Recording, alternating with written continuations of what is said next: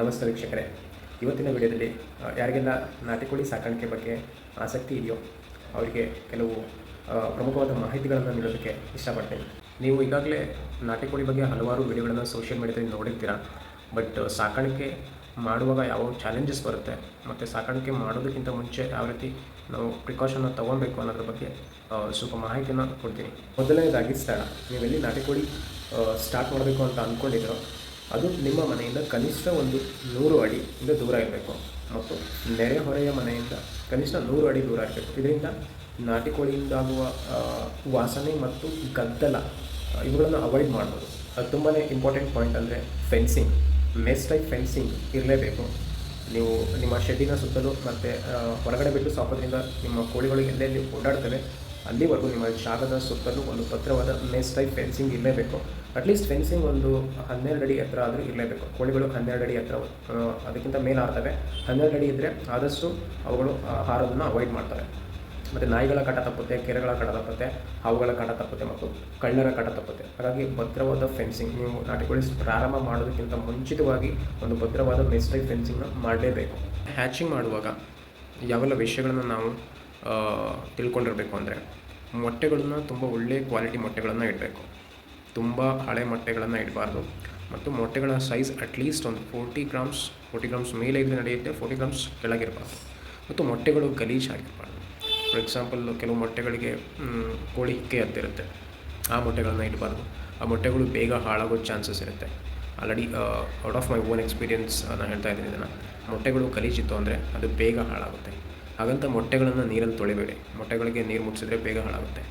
So ಮೊಟ್ಟೆಗಳು ಅದೇನಾದರೂ ಗಲೀಜಿರೋ ಮೊಟ್ಟೆಗಳಿದ್ರೆ ಅದನ್ನು ಬೇಗನೆ ಇಟ್ಕೊಳ್ಳೋದಕ್ಕಿಂತ ಬೇಗ ಸೇಲ್ ಮಾಡಿ, ಅಥವಾ ನೀವು ನಿಮ್ಮ ಓನ್ ಕನ್ಸಂಪ್ಷನ್ಗೆ ಯೂಸ್ ಮಾಡ್ಕೊಳ್ಳಿ. ಬಟ್ ಕಾವಿಗೆ ಕೂರಿಸಲು ಬಳಸಬಾರ್ದು ಅದನ್ನು. ಮತ್ತು ಕಾವಿ ಕೂರಿಸೋಕ್ಕಿಂತ ಮುಂಚೆ ನೀವೇನು ಕೂರಿಸ್ತಿರಲ್ಲ, ಕಾರ್ಡ್ಬೋರ್ಡಲ್ಲಿ ಕೂರಿಸ್ಬೋದು, ಅಥವಾ ಪ್ಲಾಸ್ಟಿಕ್ ಬಕೆಟಲ್ಲಿ ಕೂರಿಸ್ಬೋದು, ಏನೋ ಬುಟ್ಟಿಯಲ್ಲಿ ಕೂರಿಸ್ಬೋದು, ಯಾವುದರಲ್ಲೂ ಕೂರಿಸ್ಬೋದು. ಅದ್ರ ಒಳಗಡೆ ಹುಲ್ಲನ್ನು ಹಾಕ್ತೀನಿ ನಾನು ಹುಲ್ಲನ್ನು ಹಾಕ್ಬಿಡ್ತೀನಿ. ಆ ಹುಲ್ಲಿಗೆ ಫಸ್ಟು ಅದಕ್ಕೆ ಬುಟ್ಟಿಗೆ ಹಾಕೋಕ್ಕಿಂತ ಮುಂಚೆ ಅದಕ್ಕೆ ಬುಟೆಕ್ಸ್ ಸ್ಪ್ರೈ ಮಾಡಿಬಿಟ್ಟು ಬಿಸಿಲಲ್ಲಿ ಒಣಗಿಸ್ಬಿಟ್ಟು, ಆ ಬುಟ್ಟಿನೂ ಸಹಿತ ಅದಕ್ಕೆ ಬುಟೆಕ್ಸ್ ಸ್ಪ್ರೈ ಮಾಡಿಬಿಟ್ಟು ಬಿಸಿಲಲ್ಲಿ ಒಣಗಿಸ್ಬಿಟ್ಟು ಆಮೇಲೆ ಕಾವಿ ಕೂರಿಸ್ತೀನಿ. ಹೀಗೆ ಮಾಡೋದ್ರಿಂದ ಕೋಳಿ ಹೇನುಗಳಾಗಲ್ಲ. ಮತ್ತು ಚಿಕ್ಕ ಮೊಟ್ಟೆಗಳನ್ನು ಯಾವುದೇ ಕಾರಣಕ್ಕೂ ಕಾವಿಗೆ ಕೂರಿಸ್ಬೇಡಿ. ಮರಿಗಳನ್ನೇನೋ ತೆಗೆಯುತ್ತೆ, ಬಟ್ ಮರಿಗಳು ಬದುಕೋ ಚಾನ್ಸಸ್ ಇರಲ್ಲ.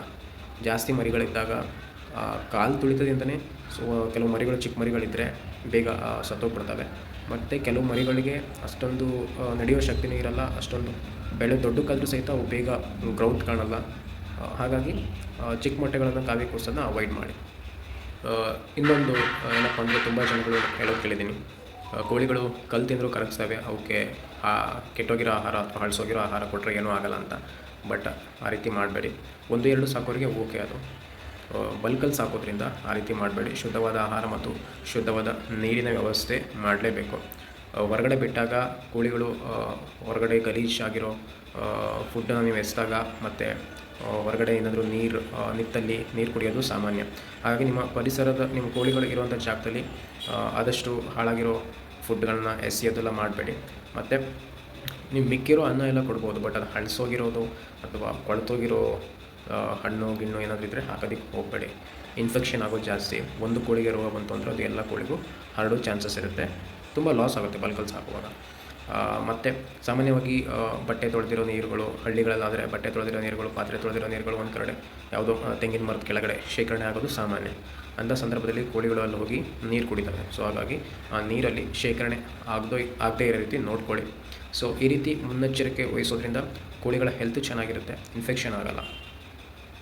ಹಾಗೆಯೇ ಯಾವುದಾದ್ರೂ ಕೋಳಿಗಳು ಅನಾರೋಗ್ಯದಿಂದ ಬಳಲ್ತಾ ಇದ್ದರೆ ಆ ಕೋಳಿಗಳನ್ನು ಇಮಿಡಿಯೇಟಾಗಿ ತಕ್ಷಣವೇ ಪ್ರತ್ಯೇಕ ಮಾಡಿ ಅವನ್ನು ಸಪ್ರೇಟಾಗಿಟ್ಟು ಅವಕ್ಕೆ ಟ್ರೀಟ್ಮೆಂಟ್ ಕೊಡಿ. ಅದು ಹುಷಾರಾಗೋವರೆಗೂ ಟ್ರೀಟ್ಮೆಂಟ್ ಕೊಡಿ. ಆ ಕೋಳಿನ ಹೊರಗಡೆ ಬಿಡೋದಕ್ಕೆ ಹೋಗಬೇಡಿ. ಒಂದು ಕಡೆ ಕ್ವಾರಂಟೈನ್ ಮಾಡಿ ಅದಕ್ಕೆ ಹುಷಾರಾಗೋವರೆಗೂ ಟ್ರೀಟ್ಮೆಂಟ್ ಕೊಡಿ.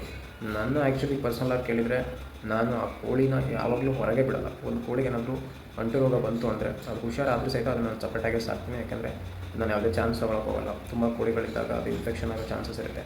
ಸಪ್ರೇಟಾಗಿ ಸಾಕಿ ಅದು ತುಂಬ ಹುಷಾರಾದಮೇಲೆ, ಚೆನ್ನಾಗಾದಮೇಲೆ ಅದನ್ನು ನೀವು ಮಾರಾಟನಾದರೂ ಮಾಡ್ಬೋದು, ಅದನ್ನ ನೀವೇ ಏನಾದರೂ ಬಳಸ್ಕೊಬೋದು.